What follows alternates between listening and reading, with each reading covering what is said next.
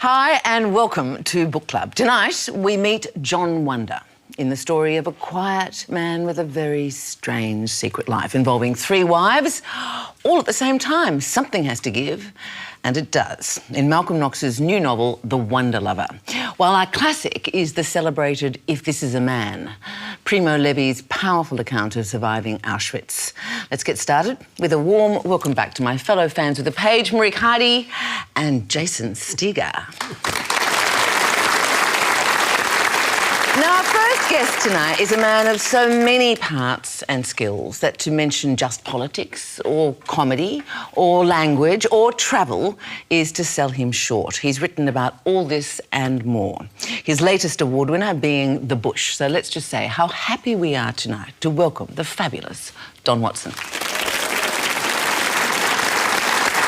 Well, our next guest is the very person you'd want to talk about secret lives because that is her special field, having topped the New York Times bestseller list with her last 2 novels, most recently the wildly successful Big Little Lies. She is, of course, Liane Moriarty. Please welcome them. Now, I know we have joked about not having high achievers on this show because it makes us feel really rather awkward, but... That wasn't a joke. That was true. That was true. Well, it's true, isn't it? Well, it's true, but I'm afraid both Don and Liane are up for Australian Book Industry Awards, blessedly, though, in different categories, so there'll be no unseemly breaking. While shout-outs this month go to Murray Middleton, who won the Vogel Award for his short story collection, When There's Nowhere Else to Run. There really is a short story renaissance going on, isn't there? We talked about this last month. And Jason, also shout out to Emily Bitto, who just won this year's Stella. She won, yeah, 3rd Stella Prize, which is for writing by women. It's her first novel, sort of bouncing off the Heidi circle, but it's not in any way a historical novel. The Strays. And, I mean, the Stella it's an interesting prize. There was some controversy when it started, but I think it's settled completely in the mainstream now, and it's another literary prize, and I don't. But think even when you have... say that, writing by women, does it sometimes sort of? Is it a good thing? Just writing by women? No, but a lot of them, I think. That's... Reward just. I could be convinced either way. Whoever's speaking, I'm very suggestible. So if somebody says it's terrible to have a prize just for women, I think it's terrible. If somebody says, of course we need a prize for women, then I think view? You're perfect on this show. This is perfect in that way. Surely the more prizes that writers can get, the better. Yeah, and I'd accept it. Yeah. Just getting in early with the acceptance speech. So would I. Might have to be a couple of changes. For you. Wrapping up our news tonight, do you remember Fear of Flying by Erica Jong? It was very big in the 70s, in the second wave of feminism, as it was self-importantly called. Well, at last month's London Book Fair, the news came out that she is publishing a follow-up called Fear of Dying, in which Isadora Wing is back helping her best friend spice up her marriage by placing an ad for sex on what else? Zipless.com. Yes, there was a big bidding war.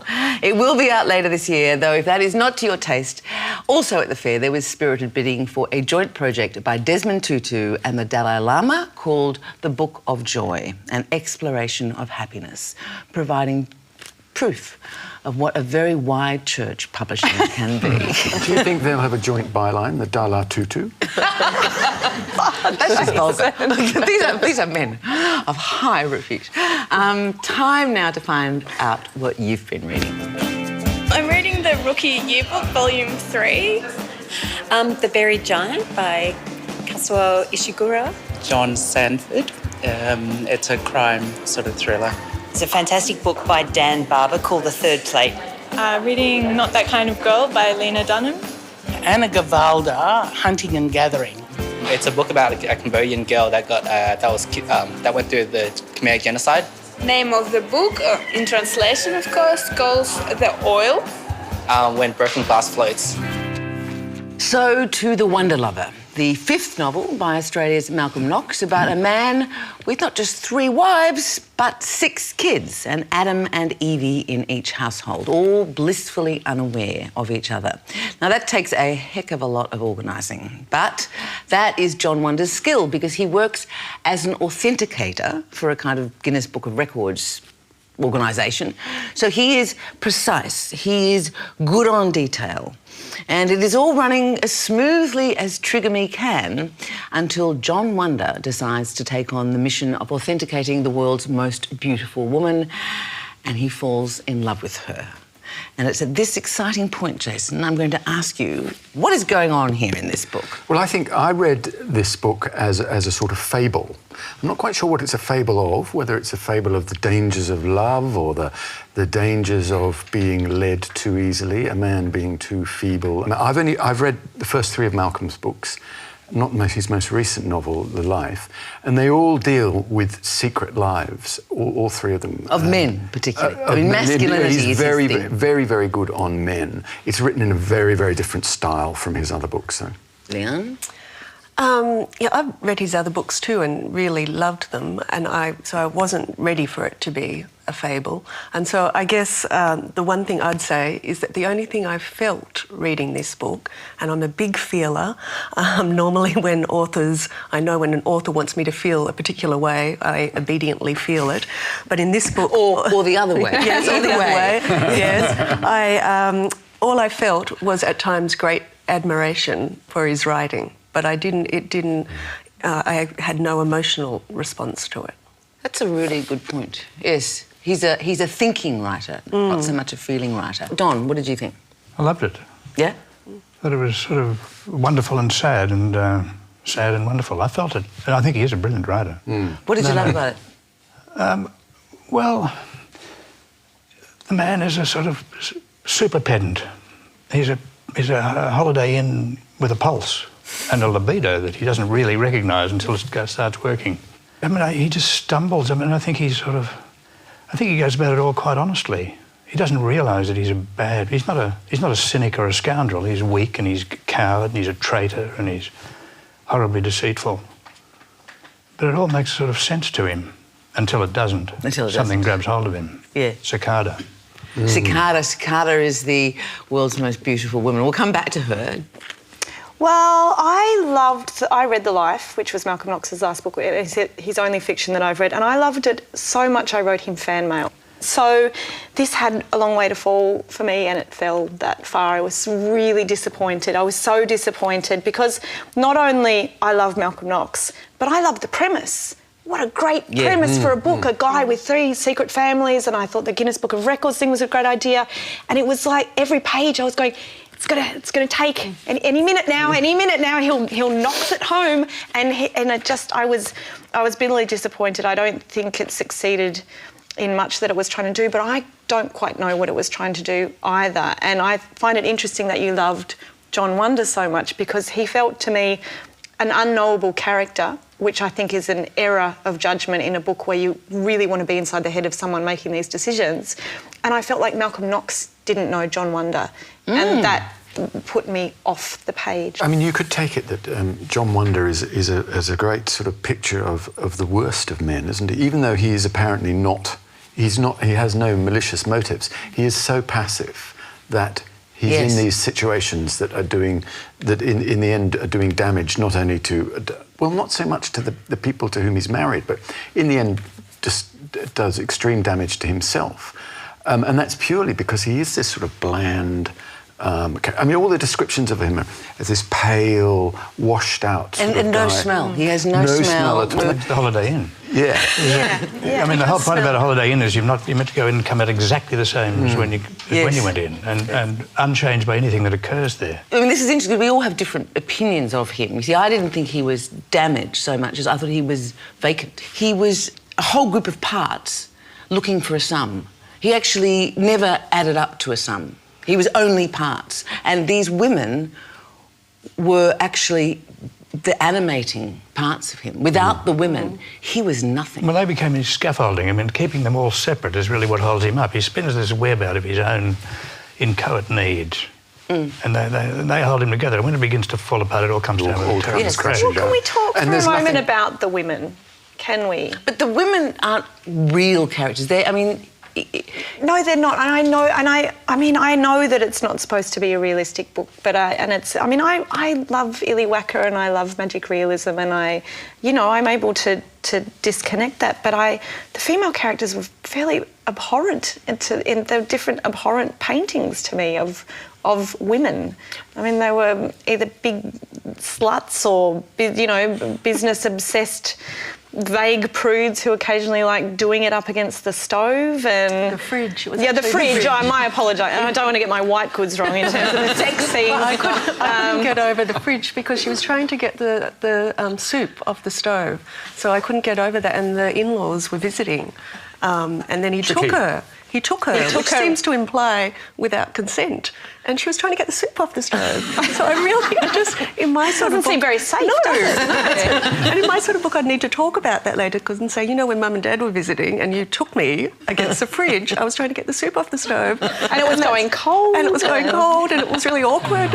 But those women, I mean, he actually reduces them. He said, you know, the first wife was the true love. The first love. The first love. The second wife was the soulmate. The third wife was the redeemer. He reduces them, but he asks that's all he is that he's just assembled this collection of himself. He projects... But Malcolm Knox asks us to emotionally invest in these women by giving them a backstory, by giving them a family, by giving them a history, by giving them a place, to the point where when they do all come together, we're supposed to care and we're supposed to care about them, but I found it they were impossible characters to connect with. They were so hard-edged and hard to love, and I wasn't quite sure who am I supposed to feel for in this book? Him.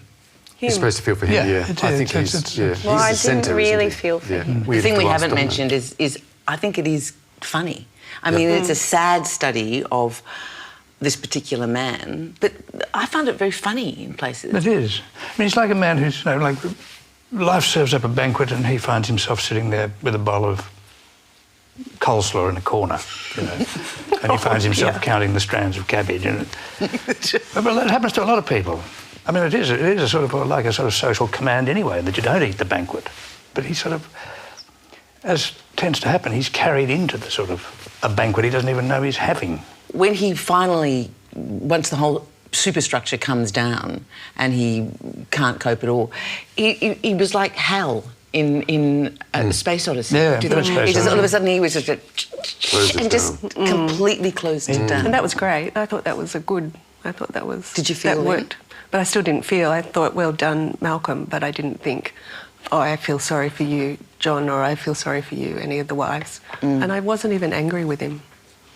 It's interesting. We all have completely different takes. I mean, you see sadness. I mean, I see ciphers. You see on the same book. Same book, completely different perceptions. And so it will be really interesting to hear what you say when you have read it. The Wonder Lover by Malcolm Knox. So please drop us a line via Facebook or Twitter or the website. OK, folks, what books have you got sitting by your bed at the moment? Don? The History of Christianity by Diarmaid MacCulloch, I think his name is. I'm not good enough or bad enough to be a Christian, but I'm sort of fascinated by it. But a good student of it. I love the language and the music. I mean, it has given us a bit. Yeah. And if you're going to read Marilyn Robinson or people like that, well, you may as well. I think I probably got to it by reading Marilyn Robinson's third book, and this is a marvellous, incredible, compendious 1,200-page history of philosophy as much as anything else, and, you know, with a bit of violence as well. And it's a marvellous study of storytelling. Marie? Well, I live in a small country town and I've been allowed to join my local book club. So there was a question after about 10 years with you guys, yes, they thought it might be a little bit weird. Oh. But it's not weird, it's great. And you can drink during the book club. It's really, you can't do that here. That's a plus. Yes, and you can say anything because no one's filming you. So you can be really mean about Virginia Woolf if you want to, which she did cop a bit of a beating at my first book club, I have to say. And so the second one we're doing is Barbara Kingsolver's Flight Behaviour, and it's really interesting. I've really enjoyed it. I mean, I like making new friends there as well. But the books that are chosen are not by any of us, it's whatever's, there's 10 copies of it at the library. So we're a bit beholden to what the local library has. And it just, I've never been in a book club before this one, so to join a new one has been really nice, and it's what I love about this is being given books that you wouldn't normally read. So I felt very chuffed and lucky to be in a new book club. You could end up with the sort of Toyota owner's manual if that's the only... I know. Then we would just get pissed. Great. I'm a little bit jealous of you going and joining another book club. You can't join. This one's mine. Jason. I've been reading a book by a guy called Harry Brandt, The Whites. Harry Brandt is actually Richard Price, who's a very, very good American writer. Fantastic. Wrote a book, Lush Life, and wrote scripts for The Wire and Clockers. Yeah. So why would Richard Price, who's got an absolutely A+ name, be taking another name? I don't know. It's curious, isn't it? Because it does say Richard Price writing as. And he does say, and in the dedications it says, to the memory of Karl Brandt. So 1935 to 2013. I don't know who Karl Brandt was and what he meant to Richard Price. But clearly the surname is some sort of tribute. It's a terrific book, though. The Whites are... it sort of vaguely relates to obsession for a group of New York policemen. Leanne, what have you been reading? Well, I haven't really been reading this. I've been reading A Spool of Blue Thread by Anne Tyler, but I wasn't allowed to bring that in because Marie had it last week. Oh, don't blame everything on me. I'm going to blame it on you, It was because that's my favourite book of all time, but I'm not going to talk about it. The Circle. I brought that in. I guess I think it's wonderful because I do not like social media, and I'm resisting it the whole way. And so he takes it the whole other level. So it's a girl who starts to work at an internet provider, and she has to be on the internet all the time. So she has to be on Facebook or whatever the version of Facebook is in the future. So she goes off canoeing one day, and then she doesn't write about it, she doesn't Instagram it or whatever, and she's immediately brought into the offices to say, why are you not sharing? We know that you did that. That's selfish of you. And I can imagine. I just find it horrendous. I should say, Leanne, the reason we were just is because we did this about a year ago, and I thought it was a really good book, and some of us didn't. Really?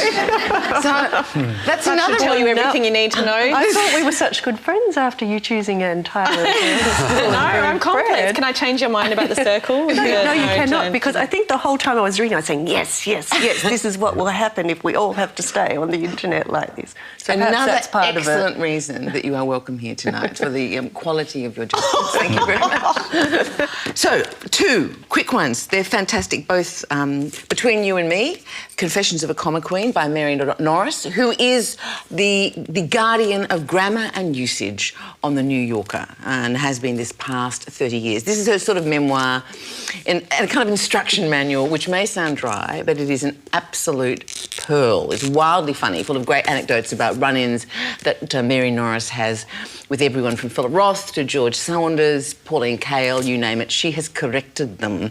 She is strict. She is also unexpectedly hilarious, offering facts like on the vexed subject of the gender-neutral pronoun, you know how there's his and her, and then there's only it after that.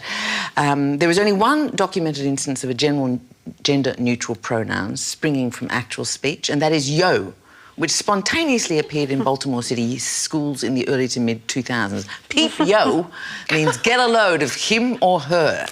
How good is that? She is fantastic. Sounds pretty cool. Peep yo. Peep yo. Peep yo. This book was right up your alley, Don. Well, it arrived in my letterbox yesterday, so there you go. Well, peep yo to Right you, up my Don. alley. Peep yo. Yo to you. Lovely, Jeff. And a really quick mention of H is for Hawk, which is one of those books people have been pressing on me for ages. I finally read it. It won the Premier Britain Non-Fiction Prize, the Samuel Johnson. It is extraordinary. It's partly a wildlife book. It's a history of falconry. It's the story of a woman who's been devastated by the death of her beloved father. And to distract herself from her grief, she decides to train a goshawk, a legendarily fierce and wild bird. And she buys Mabel with her yellow eyes and cocoa-coloured teardrops on her chest.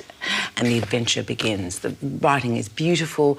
And I that classic thing. The author is coming to Sydney as one of the main writers in the Writers' Festival, and she, yes, is going to come on next month's book club.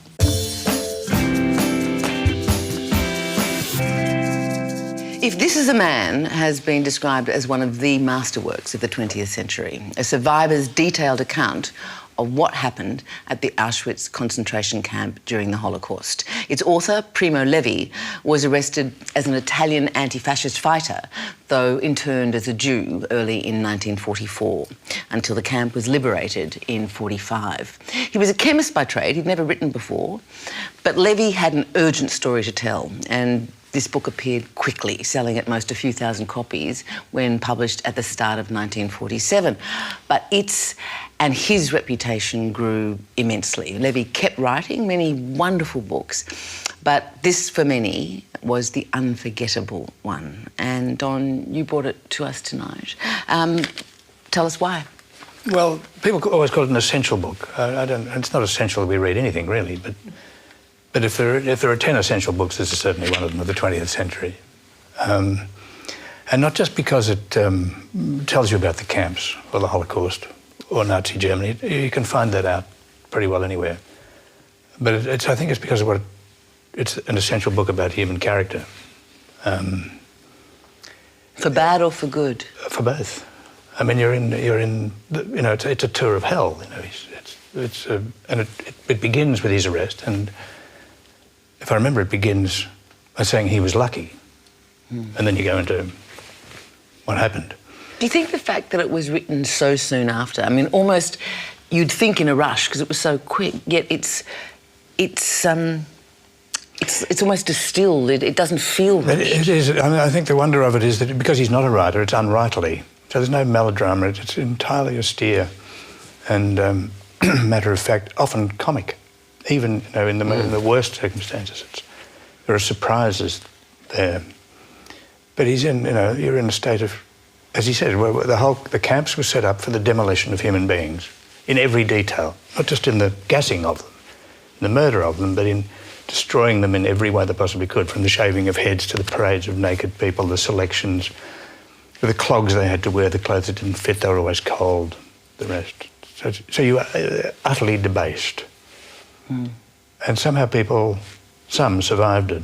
Marika, had you read it before? No, I hadn't, and it's interesting because I know we did The Boy in the Striped Pyjamas on this show a long time ago, and I have read many lots of fiction about the Holocaust.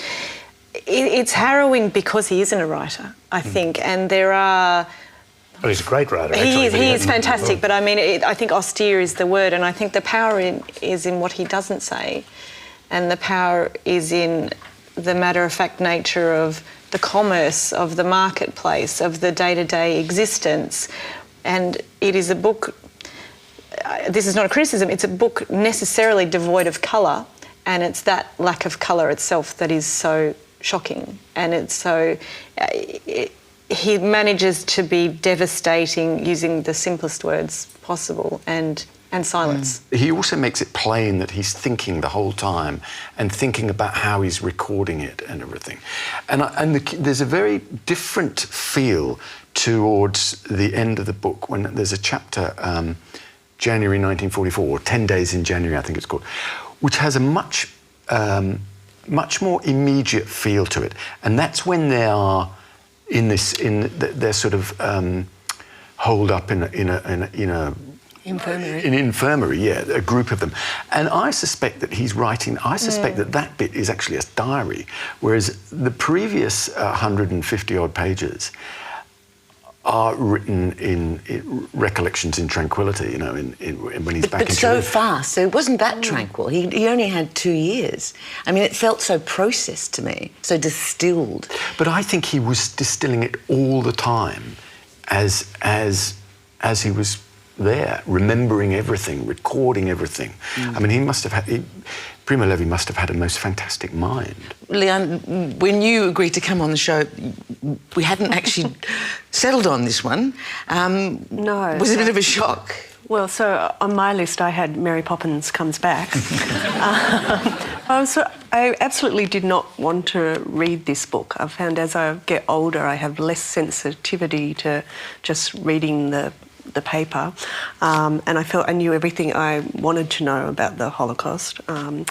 And I also find it really hard reading non-fiction accounts of tragedies because I don't know what to do with myself, because I think if I'm going to get through this, I have to detach myself a little because otherwise I can't read it. But then I think, but I owe it to this person who's written this story to at least imagine it properly. And so then I end up wailing and sobbing and in a mess. And then I think, but I'm okay. Am I enjoying my wailing and sobbing? Is this all part of it? Because that's the other thing. The Holocaust has become almost a technique for novels and for Hollywood, where we all quite enjoy seeing, the music plays and we all feel beautiful emotions as we eat our choc tops. So I have really complex feelings about how to read this book. But when I read this, really, I'm so grateful to you for choosing it, because it was like Primo was there. He's such a lovely man, such a chatty man, and for him it was like, that's the other thing I worry, am I allowed to feel fascinated and interested by this time because it was real? But he's fascinated himself, so he's sort of there saying, look at this fascinating, terrible thing that happened. And this is how they did that. And this is how they did it, worked. and isn't it interesting? And he looked at it all as a social experiment, and he wants me to be interested. And I can imagine him saying, now there's no need for you to wail on the bed, because I'm not. He talks about how he is now, and back in the 80s, and how he felt about it, and it was just an entirely different way of looking at it. Let's go now. There's a video comment has been posted by Yotam Wiener. Let's have a look. One of the most amazing things about this book, Primo Levi's If This Is a Man, is a comment that he writes in the introduction, where he says, this book has been written to satisfy, first and foremost, an interior liberation. Now, this comment helps us understand our role as those who listen, our role as those who hear Holocaust survivors' testimony, which gives them the opportunity to experience an internal liberation. That's interesting, the idea of an internal liberation, but what struck me was he was talking about the role of us who hear, because there's this dream, this recurring dream that Levy writes about in the book. When he's talking about going home and telling about his experiences, and people are just not interested. And it's a dream that others have in the camp as well. But the point about his not forgetting, I mean, it's a book of bearing witness, and it's funny though, because it sort of completes a circle. I mean, Hitler says in Mein Kampf, the bigger the lie you tell, the more likely people will believe it, or at least not question it, because why would you tell such a preposterous lie? And that ends up at the end of the Third Reich, and you have these people dreaming their great horror is that no one will believe it because it's so appalling. It's beyond human belief. Thank you for bringing that, Don. And that is our show for tonight. Won't you join me in thanking our guests, Don, Marique, Jason and Leanne. Now, next month, we will be coming to you from the Sydney Writers' Festival with two splendid guests in the form of Alan Cumming, star of Page, Stage and Screen. And as I've mentioned, H is for Hawke author Helen MacDonald.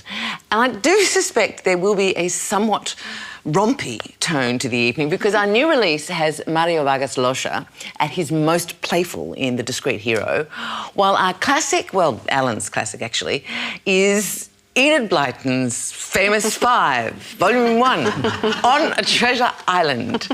So be alert, get out your sticky buns and ginger beer, go to our website and upload those video comments, please. I look forward to seeing them. Until the first Sunday of June, thank you so much for your company. Happy reading and a very good night to you.